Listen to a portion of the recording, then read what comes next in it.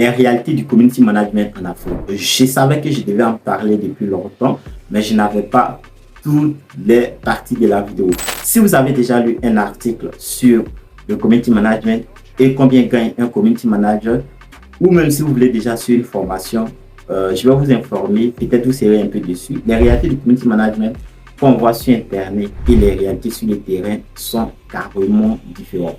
En Afrique, on n'a pas les mêmes réalités des entreprises que les entreprises en Amérique ou que ce soit. Salut et bienvenue à tous. Vous êtes bien sûr ici Yama Digital, créateur de contenu web, vendeur en ligne. Si vous êtes intéressé par tout ce qui est argent sur Internet, cette chaîne est faite pour vous. N'oubliez surtout pas de vous abonner et d'activer la cloche des notifications.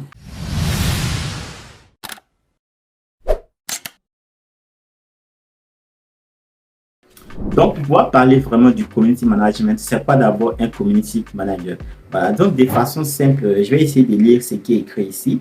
Le community manager, c'est qui? C'est une personne qui est responsable de la gestion des médias sociaux et de la communauté en ligne d'une entreprise, d'une organisation ou d'une marque. Ça veut dire quoi? Le community manager, c'est-à-dire c'est la personne qui va gérer le compte TikTok, le compte Instagram, le compte Facebook, des entreprises, des personnalités publiques ou bien des grandes marques. Si le contexte est déjà situé, vous devez savoir qu'un community manager, c'est une personne qui va réfléchir à la place d'une autre personne, c'est-à-dire il va gérer ses réseaux sociaux. La plupart du temps, quand il va parler, on va penser que c'est l'artiste qui parle. Quand il va parler, on va penser que c'est l'entreprise qui parle. Bien sûr, c'est son rôle, c'est-à-dire parler à la place de l'entreprise sur Internet. Les réalités du community management en Afrique et en Europe sont vraiment différentes.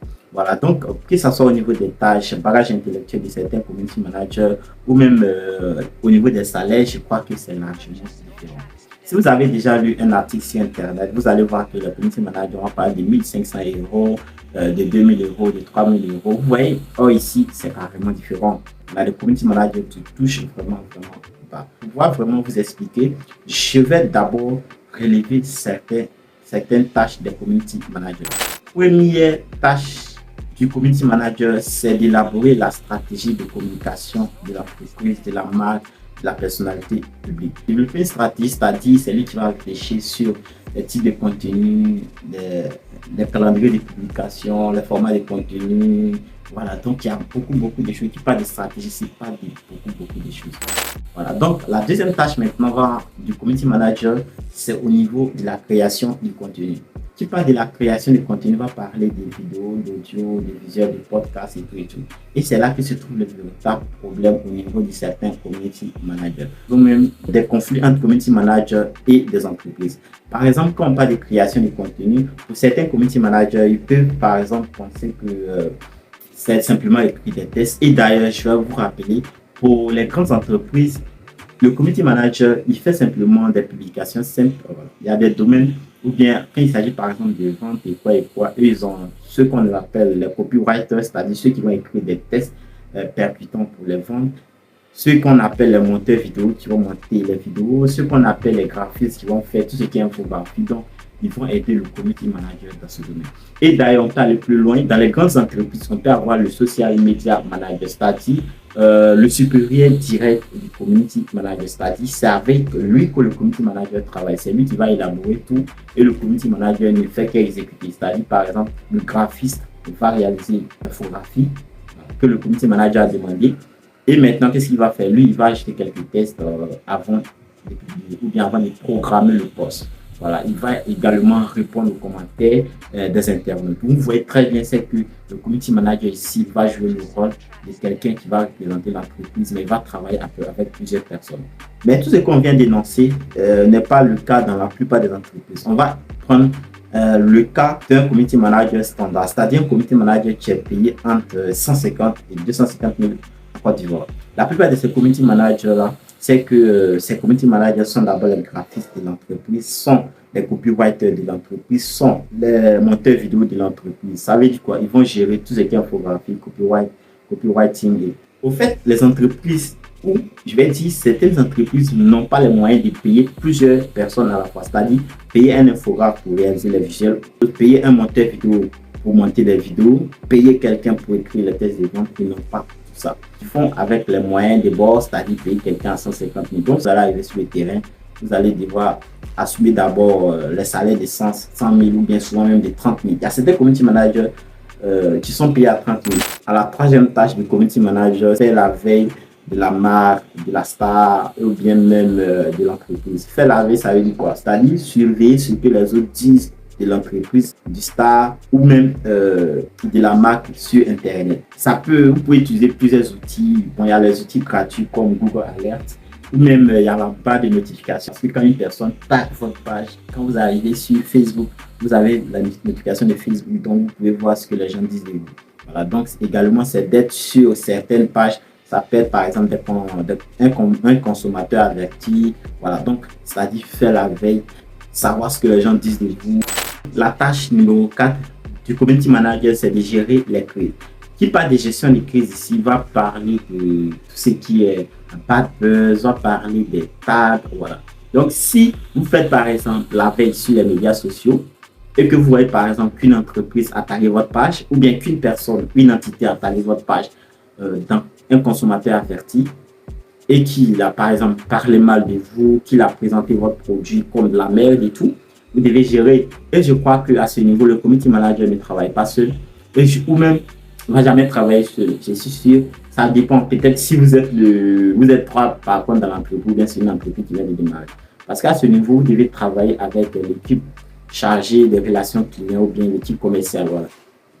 C'est d'abord de savoir si la personne a reçu le bon produit. Et s'il a reçu le bon produit, qu'est-ce qui ne va pas? Et si, par rapport à ce qui ne va pas, qu'est-ce qu'il faut faire? Vous voyez?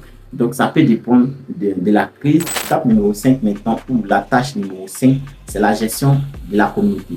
La gestion de la communauté peut être relative à l'entreprise. Je ne sais pas, si par exemple vous gérez une entreprise de vente et que vous êtes le community manager, je crois que si c'est moi je gère tout, mais je ne gère pas les messengers. Avec mes clients, je dis par exemple, je ne gère pas les messengers. Je gère les commentaires, je gère le partage de publications, je gère la création des contenus vidéo et tout.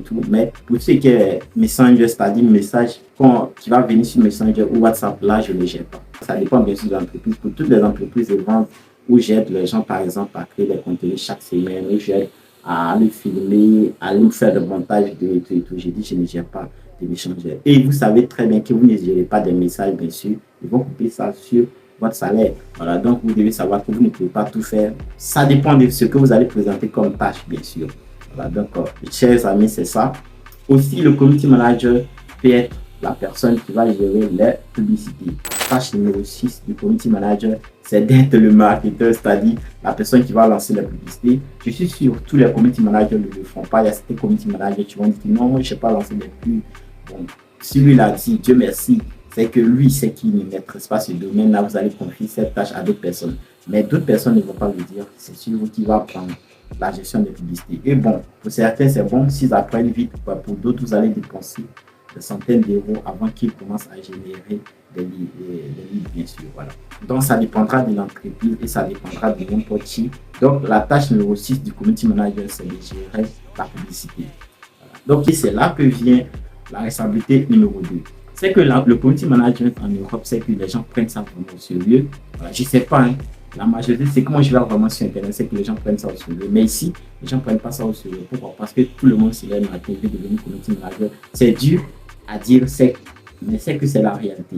Voilà, il y a des gens qui sont formés dans le domaine, par contre, qui n'ont pas tous les bagages qu'il faut, c'est-à-dire ils ne se sont pas formés comme il le faut.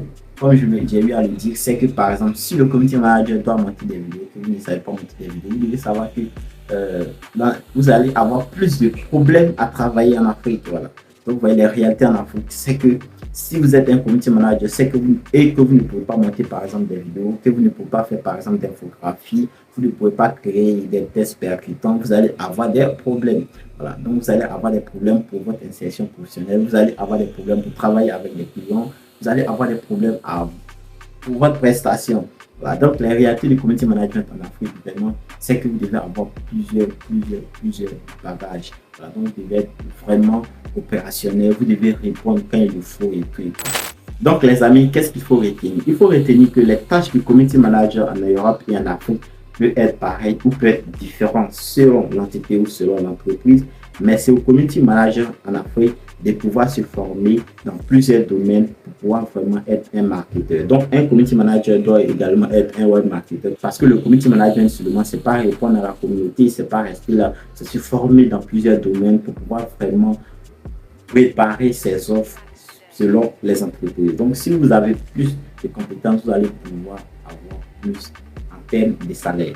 Donc, c'est la réalité du community management en Afrique. Je crois que cette vidéo va beaucoup vous plaire parce que vous avez appris dans cette vidéo la tâche du community management. C'est quoi un community manager? C'est quoi son supérieur hiérarchique, c'est-à-dire le social media manager? Comment il doit faire pour pouvoir être bien payé sur le marché?